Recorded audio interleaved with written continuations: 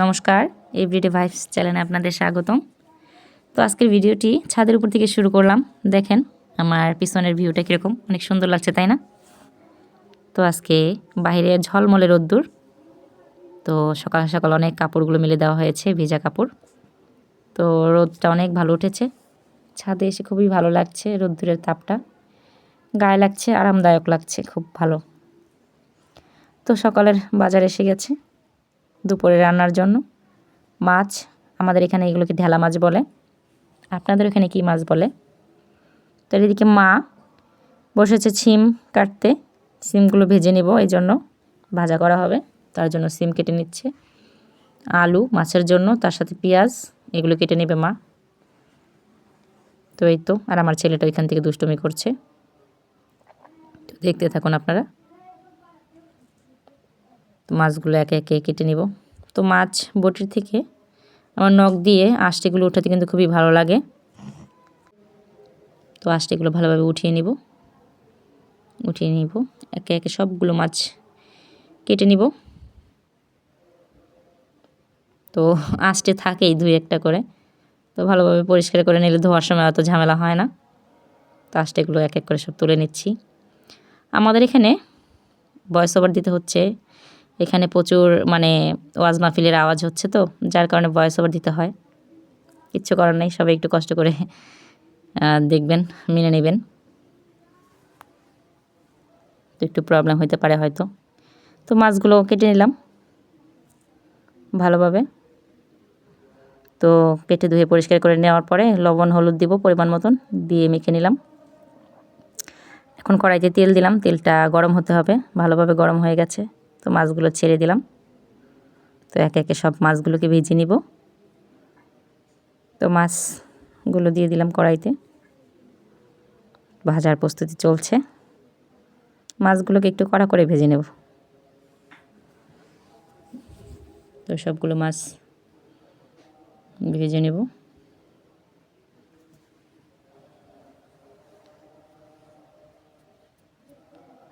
মাছ তো এক পিঠ হয়ে গেছে, উল্টে দিয়েছি।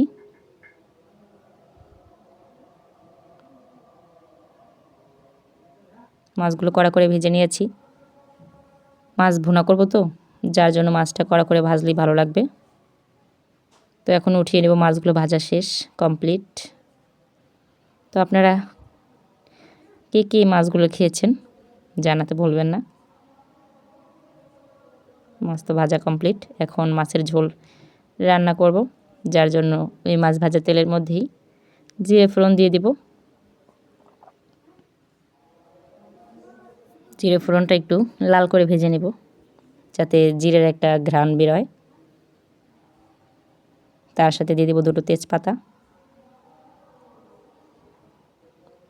তো ফোড়নটা তো ভাজা হয়ে গেল, এখন দিয়ে দেব এর মধ্যে পেঁয়াজ বাটা, শুধু পেঁয়াজ বাটা।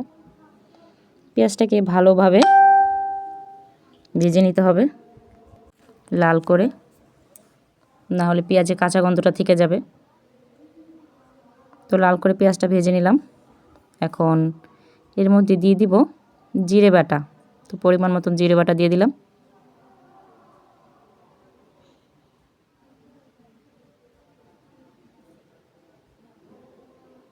তো মশলাটা ভালোভাবে ভেজে নিলাম, কাঁচা গন্ধটা যাতে সরে যায়।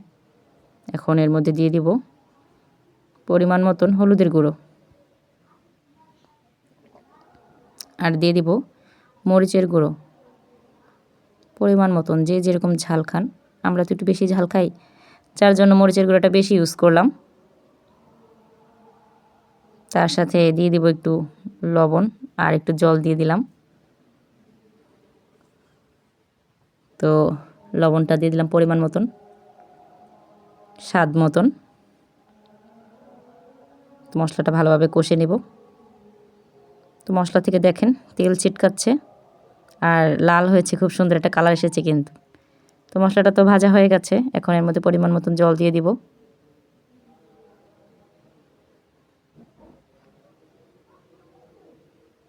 জল দিয়ে দিলাম পরিমাণ মতন। এখন ঝোল ফুটবে, না ফোটা পর্যন্ত তো মাছ দিতে পারবো না, ঝোলটাকে ভালোভাবে জাল করে নেব। তো ঝোলটা অনেকটাই টেনে গেছে। এখন দিয়ে দিব মাছ, ভাজা মাছগুলো দিয়ে দিব, দিয়ে কিছুক্ষণ ফোটাবো। বেশি সময় ফোটাবো না, ঝোলটা তো অনেক সময় টানিয়ে নিয়েছি। তো মাছের মধ্যে দিয়ে দিব ধনিয়া পাতা। তো ধনিয়া পাতা দিলে কিন্তু মানে তরকারির একটা সুন্দর একটা ফ্লেভার আসে, খেতে খুবই ভালো লাগে। তো শীতের দিনে ধনিয়া পাতা তরকারিতে ইউজ করলে কিন্তু খুবই ভালো লাগে খেতে। তো রান্নাটা তো আমার মোটামুটি কমপ্লিট। এখন নামিয়ে নিব, সবাইকে খেতে দিব। তো দুপুরের খাবার দিয়ে দিয়েছি, সবাই খেতে বসেছে। এদিকে আলুর দম সবাইকে খেতে দিয়েছি, আর এদিকে মাছের ভুনা। তো সবাই তো খেতে বসেছে। এদিকে আমার ভাত বাড়া রয়েছে।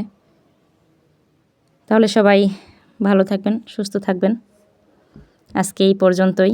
ভিডিওটি ভালো লাগলে অবশ্যই সাবস্ক্রাইব করে দিবেন আর শেয়ার করতে ভুলবেন না কিন্তু।